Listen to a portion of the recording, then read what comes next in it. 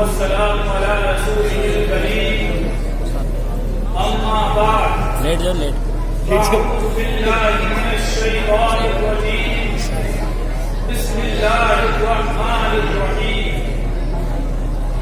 قد جاءكم من الله نور وكتاب مبين صدق الله العظيم.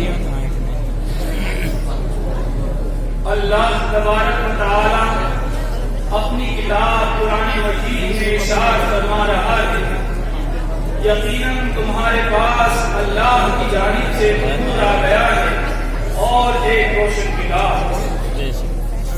اللہ تبارک و تعالی نے اپنے پیارے محبوب حضور اکرم صلی اللہ علیہ وسلم کو ایسا نور بنا کر دنیا میں جلوگر فرمایا کہ جس کی روشنی انشاءاللہ قیامت تک باقی رہے گی. دن بدن اس روشنی میں اضافہ ہوتا رہے گا, یہ نور ترقی کرتا رہے گا. اللہ تبارک و تعالی نے اس مبارک آیت میں اپنے پیارے رسول صلی اللہ علیہ وسلم کو نور کے لقب سے پکارا ہے. اللہ تبارک و تعالی اپنے پیارے محبوب حضور اکرم صلی اللہ علیہ وسلم سے اپنی محبت کا اظہار قرآن مجید میں الگ الگ مقام پر مختلف الفاظ سے فرما رہا ہے. کہیں ارشاد ہوتا ہے یا ایھا المزمل, اے چادر اوڑھنے والے, تو کہیں ارشاد فرماتا ہے یا ایھا المدثر, اے کمبلی اوڑھنے والے, تو کہیں ارشاد ہوتا ہے یاسین, تو کہیں ارشاد فرماتا ہے طٰہٰ.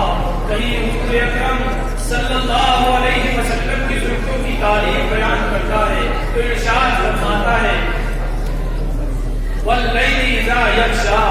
کہیں آپ کے روشن اور منور چہرے کی تعریف کرتا ہے تو ارشاد فرماتا ہے والضحیٰ.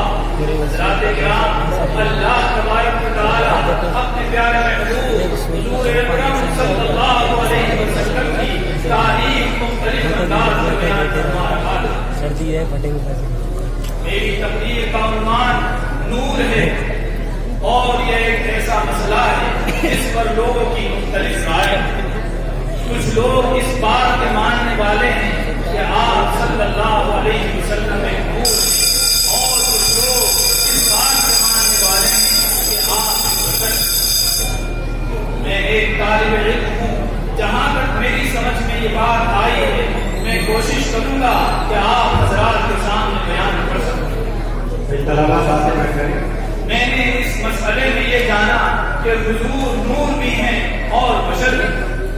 وہ اس لیے کہ ہر انسان کے وجود کے دو حصے ہوتے ہیں, ایک اس کا خاکی وجود جو ہمارا جسم ہے یعنی حیوانی جسم, اور دوسرا روح یعنی وہ روح ربانی جو اللہ تبارک و تعالی نے اس جسم میں ڈالی.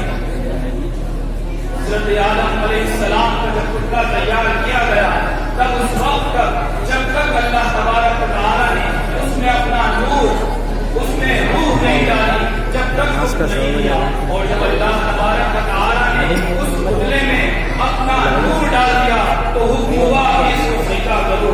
تمام کے تمام نے اس کو سجدہ کیا.